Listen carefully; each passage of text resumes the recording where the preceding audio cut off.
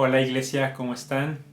Me da gusto estar con ustedes, iniciar el año juntos y pues ya eh, emocionado por lo que puede pasar en los siguientes meses. Cualquier cosa sé que nos va a sorprender, lo que sea que Dios haga con nosotros, con su iglesia y siempre esperar lo mejor. Amén. Entonces quiero compartirles para este domingo algo que Dios me ha estado como llevando estas últimas semanas y el título, bueno, antes de iniciar con el título quiero empezar con el versículo que lo encontramos en Filipenses. Es Filipenses 4 del 6 al 7. Si tienes tu Biblia lo puedes buscar para no perder la costumbre. Y dice Pablo en esta carta a Filipenses, dice: no se preocupen por nada, en cambio oren por todo, díganle a Dios lo que necesitan y denle gracias por todo lo que Él ha hecho. Así experimentarán la paz de Dios que supera lo que podemos entender.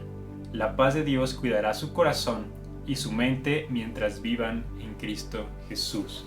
Y esta palabra o este pequeño mensaje que preparé se llama la paz que sobrepasa todo entendimiento. Y es algo que Dios ha trabajado conmigo el año pasado y más aún ahora, ¿no? Que uno ya no puede esperar como más que depender totalmente de Dios. No sé ustedes, pero muchas veces nosotros dependemos o vivimos atados a las noticias, ¿no? Y cada día es una noticia nueva y es una preocupación más, ¿no? Ayer estabas preocupado por algo, hoy ves una nueva noticia y te preocupas más y vas acarreando todo eso y vivimos atados a esas noticias. Que cuánto iba a durar la pandemia, que si la vacuna es efectiva, que si se cierran negocios, que si se abren, en fin, es infinidad de noticias que nos bombardean y vivimos atados. Y esa atadura nos lleva a tener pensamientos, bueno, nos lleva al miedo y el miedo nos desata a pensamientos de qué va a pasar, qué vamos a hacer, vamos a sobrevivir, nos vamos a enfermar todos, son los últimos tiempos, en fin, tú llegas a un estado de ansiedad. Muchas personas están batallando con eso, depresión y demás. Y eso, el vivir atado a veces nos lleva a tomar decisiones incorrectas o decisiones apresuradas, o ni siquiera tomar una decisión, nos deja paralizado y no podemos tomar una respuesta, ¿sabes? Y eso es lo que hace el enemigo. El enemigo siempre llega con una noticia, con algo que nos paraliza, nos produce miedo y respondemos a veces bajo las reglas que nos están poniendo en el juego el enemigo, ¿sabes? Y esas reglas pues no van de acuerdo a nosotros, que debemos de vivir confiados en Dios y vivimos atados a eso. Y una historia que me gusta mucho y que tiene demasiada enseñanza, y quizás es uno de mis personajes favoritos porque creo que siempre tomo algo de él, es David. Y recordemos cuando David pelea contra Goliat. En el 1 Samuel 17 es donde está la historia. Y es a partir de en el verso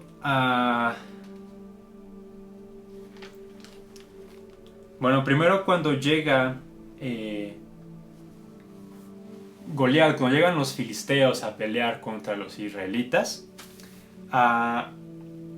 dice en el 17:4, dice: luego Goliat, un campeón filisteo de Gat.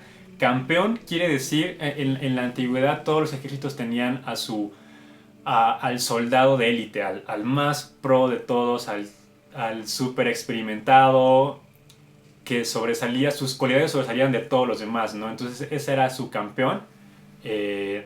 O el paladín también habla, que es este personaje que sobresale por todo, tanto actitud, tanto, o sea, personalidad, es el que les cae bien a todos, es el que ha matado a más personas, es todo, es el que le cae bien, ¿no? Entonces es su campeón, en este caso era Goliat. Dice, medía casi 3 metros. Bueno, salió entre las filas de los filisteos para enfrentarse a las fuerzas de Israel. Medía casi 3 metros de altura. Llevaba un casco de bronce y su cota de malla hecha de bronce. Pesaba 57 kilos. También tenía, o sea, nada más lo que traía puesto. También tenía puestos protectores de bronce en las piernas y llevaba una jabalina de bronce sobre el hombro. El asta de su lanza era tan pesada y gruesa como un rodillo de telar, con una punta de hierro que pesaba casi 7 kilos, y su escudero iba delante de él. Entonces Goliat se detuvo y gritó, mofándose de los israelitas: ¿Por qué salen todos ustedes a pelear? Yo soy el campeón filisteo, para ustedes no son más que siervos de Saúl. Elijan a un hombre para que venga aquí a pelear conmigo. Si me mata, entonces seremos sus esclavos, pero si yo lo mato a él, ustedes serán nuestros esclavos. Hoy desafío a los ejércitos de Israel, envíenme a un hombre que me enfrente. Cuando Saúl y los israelitas lo escucharon, quedaron aterrados y profundamente perturbados. Pero, o sea, no solamente es en el momento, imagínate ver a esa monstruosidad. A veces la gente me dice, ay, qué alto estás, no sé qué, pero imagínate ver a un brother de 3 metros que seguramente pesaba casi 150 kilos, más de 150 kilos, no sé. Una brutalidad, o sea, no sé, yo saldría corriendo. Y entonces paralizó al ejército, que eran miles en el ejército de Saúl. ¿Sabes? Yo a lo mejor le hubiera dicho, sí, ahorita va, ¿no? Y entonces que venga él al frente del campo y lo atacamos todos, no me importa que nos digan que no respetamos el valor ni nada de eso, pero yo mandaba a todos a que se agarraran a Goliat, no mandaría a uno. Pero no sé, en este caso vemos cómo paraliza Goliat al ejército de Israel. Y más adelante, en el 16 dice, durante 40 días, cada mañana y cada tarde el campeón filisteo se paseaba dándose aires delante del ejército israelita. ¿Puedes creer esto? Por 30 días Goliat había paralizado a todo un ejército. Es como de... ¡Aso! ¡Qué impactante debió haber sido para que por más de un mes el ejército haya estado ahí sin poder hacer nada! Y entonces David va a ver a sus hermanos. 3 de sus hermanos estaban en el ejército de Saúl y él los va a ver. Imagínate, tantos días, meses, o sea, un mes no saber noticias. Entonces va David a ver a sus hermanos y entonces él se entera de lo que hace, de lo que está haciendo Goliat. Y entonces vemos aquí cómo David enfrenta esta lucha contra Goliat. No nada más es como de agarrar así, se las va a ver conmigo, no. O sea, David fue inteligente. Y una de las cosas que el enemigo nos dice es que no estamos capacitados para enfrentar esa situación. Y sus hermanos le dicen, vete de aquí, ¿por qué haces acá? Vete a cuidar a las ovejitas, ¿qué haces acá? Esto no es lugar para ti. David en ese entonces ha de haber tenido como unos 17 años más o menos. Dicen, vete, estás chavo, ¿no? Y David le enojaba lo que estaba haciendo Goliat, porque no solamente ofendía al ejército, sino estaba ofendiendo a Dios y blasfemaba contra ellos y se burlaba de ellos. Y entonces sus hermanos primero le dicen, no, ¿qué es acá? Y el enemigo a veces te dice, tú no eres nadie, no tienes nada para enfrentarte a la situación, y entonces pues agachamos la cabeza y no, pues sí, tienen razón, yo qué soy, ¿no? ¿Qué puedo dar? ¿Qué puedo ofrecer? Y el enemigo nos ataca con esos pensamientos de no estás capacitado o no estás a la altura de la situación, vete, no tienes nada que ver acá. Y segundamente, las reglas que está poniendo el enemigo, en este caso Goliat, es pelear frente a frente con las armas, espada, lanza, lo que sea. Y Saúl, ya cuando David pregunta qué está pasando y que había una recompensa y demás, que es igual como otra enseñanza por ahí, pero Saúl intenta equipar a David con su armadura, con su espada, que monte a caballo y todo eso, y David, como jamás lo había hecho, él no puede y no le sirve eso, ¿sabes? Y muchas veces queremos actuar de la misma manera que el mundo nos está poniendo las reglas, con esta ansiedad de que desconfías de todos, que en algún momento es prudente o es sabio tomar algunas medidas, pero vivimos más con ese temor y con ese miedo y obedecemos a ciertas actitudes que los medios de comunicación nos dicen o algunas personas, lo que sea, y respondemos a esa situación. ¿Sabes? Compras de pánico quizás a veces, de atacar al gobierno, de criticar, ¿sabes?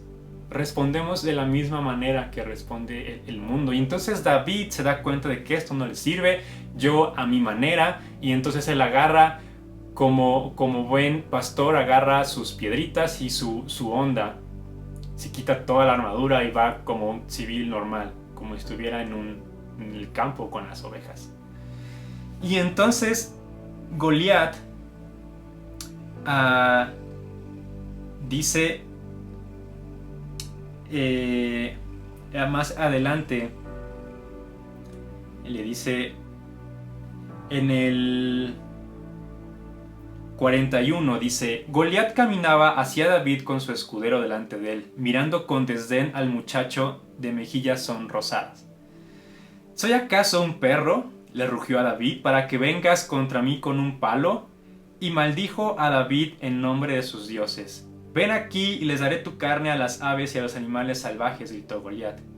Y entonces David respondió al filisteo: Tú vienes contra mí con espada, lanza y jabalina, pero yo vengo contra ti en nombre del Señor de los ejércitos celestiales, el Dios de los ejércitos de Israel, a quien tú has desafiado. ¿Te imaginas? Un morrito de 17 años hablándole así a un cuate de 3 metros de altura, así.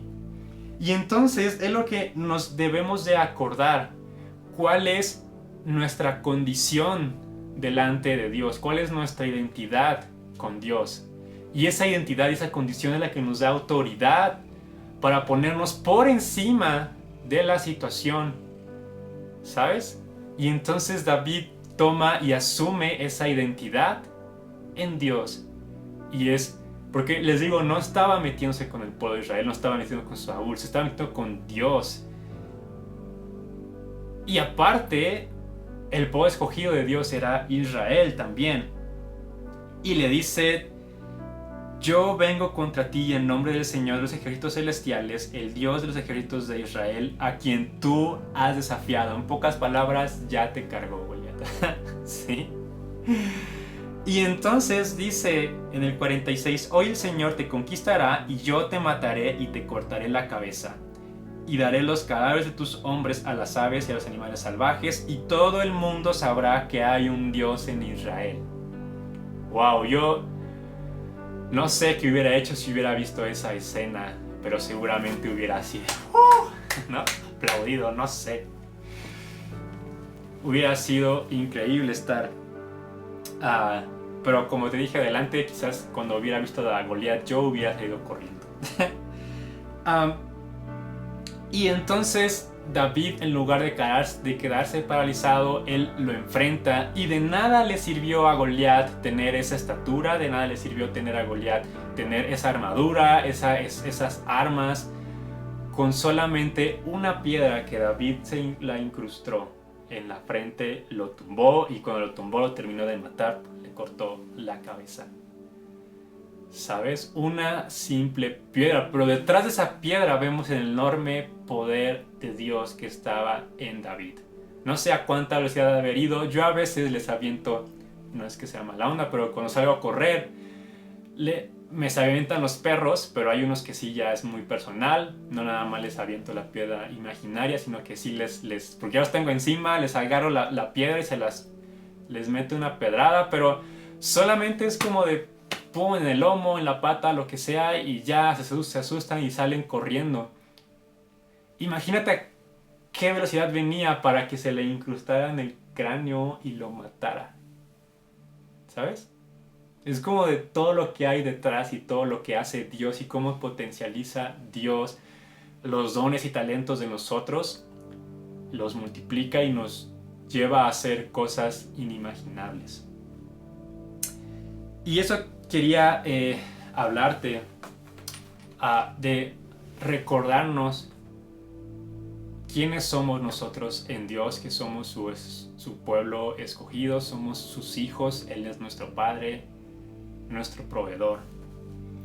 Y que no importa la situación en la que estemos, siempre debemos de recordar que nosotros debemos estar por encima de la situación y enfrentarla con autoridad, ¿sabes? Y dice en Proverbios 29, Proverbios 29, 25, dice: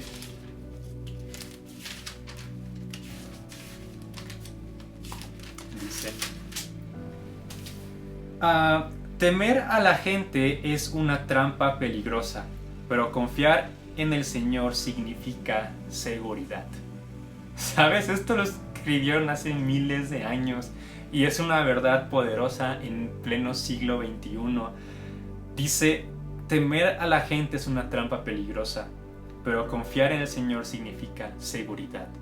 ¿Sabes? Y las noticias que vemos siempre nos produce eso, esa trampa peligrosa en nuestra mente de qué va a pasar. Vamos a despertar mañana, y no solo eso, sino que detona la pandemia, detona un sinfín de circunstancias. ¿Sabes? No solamente nos enfrentamos al virus, nos enfrentamos a desempleo, nos enfrentamos a escasez, nos enfrentamos a violencia, a muchas cosas nos enfrentamos. Pero dice que confiar en el Señor significa seguridad. Y es como de, wow. Gracias por todo lo que ha hecho Dios en nosotros. Y Salmos 34, Salmo 34, el 4 y 5, dice: